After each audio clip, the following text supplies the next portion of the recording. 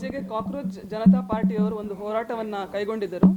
ಈ ಹೋರಾಟ ನಿನ್ನೆ ಗಲಾಟೆಯಲ್ಲಿ ಪರಿವರ್ತನೆಗೊಂಡಿದೆ, ದಂಗೆಯಲ್ಲೇ ಪರಿವರ್ತನೆಗೊಂಡಿದೆ.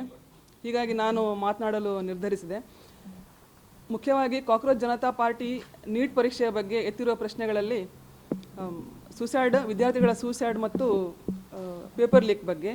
ಈ ರೀತಿಯ ಪೇಪರ್ ಲೀಕ್ಗಳು ಮತ್ತು ವಿದ್ಯಾರ್ಥಿಗಳ ಸೂಸೈಡ್ ಕೇವಲ ನೀಟ್ ಪರೀಕ್ಷೆಯಲ್ಲಿ ಮಾತ್ರ ಅಲ್ಲ, ಎಲ್ಲ ಪರೀಕ್ಷೆಗಳಲ್ಲೂ ಆಗ್ತಾ ಇದೆ.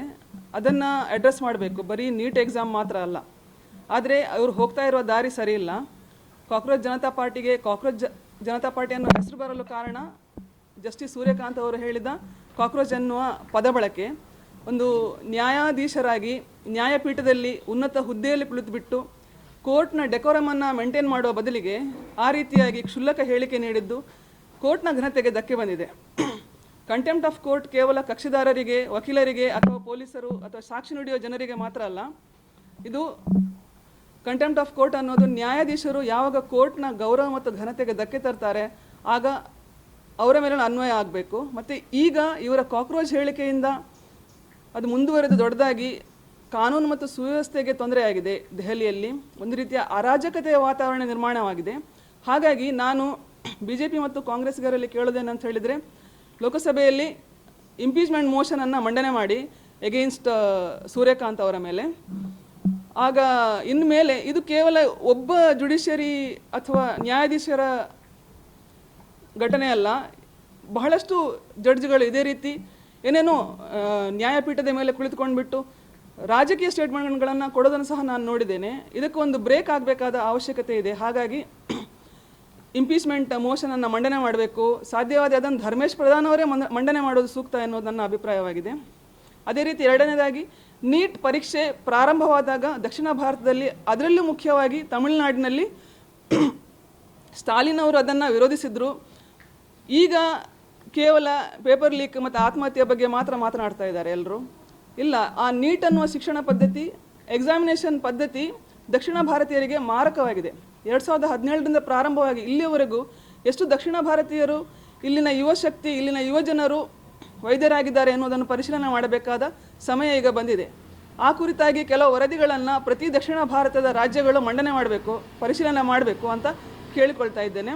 ಹಾಗೂ ನಾನು ನರೇಂದ್ರ ಮೋದಿಯವರಲ್ಲಿ ವಿನಂತಿಸಿಕೊಳ್ಳೋದು ಏನಂತ ಹೇಳಿದರೆ, ನೀವು ಉತ್ತರ ಭಾರತೀಯರಿಗೆ ಅನುಕೂಲ ಆಗಲಿ ಅಂಥೇಳಿ ಈ ನೀಟ್ ಪರೀಕ್ಷೆಯನ್ನು ತಂದ್ರಿ, ಆದರೆ ಇವತ್ತು ಅವರೇ ನಿಮಗೆ ಒಂದು ಅಗ್ನಿ ಪರೀಕ್ಷೆಯನ್ನು ತಂದುಬಿಟ್ಟಿದ್ದಾರೆ.